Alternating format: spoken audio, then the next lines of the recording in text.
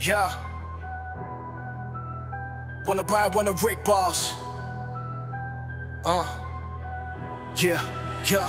Unang araw pa lang, ramdam ko na ang lansa. Hindi mo dala ang serbisyo, kundi sariling gana. Kung di ka gumamit ng dahas at pananakot, hindi ka aabot ni hindi man lang maboto. Walang lakas ng loob, nagwagi ka raw sa halalan. Teka, kaninong boto? Sa ilalim ng langlesa may kapalit yan na resibo. Pag upo mo sa trono, akala mo'y hari, pero pamumuno mo'y parang apoy sunog na ang baryot. Pare, walang iisang tinig, bayan nagkakawatak. Pinag-aaway ang masa habang ikaw ay nakangitit, panay ang palakpak.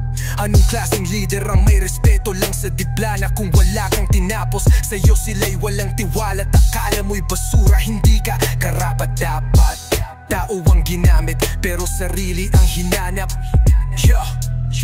Hindi ka karapat-dapat.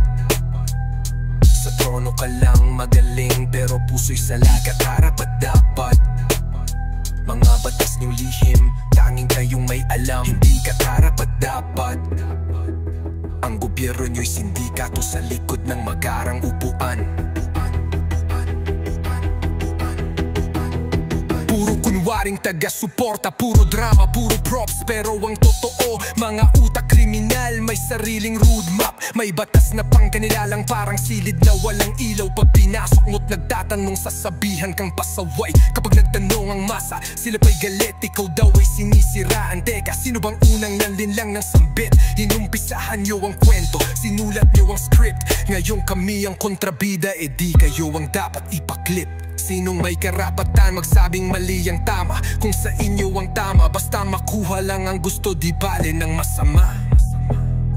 Pinaiikot nyo ang isip ng tao, nilulunod sa propaganda. Samantalang kayo ang salarin, takot sa sariling multo, takot sa hustisya. Hindi ka karapat-dapat.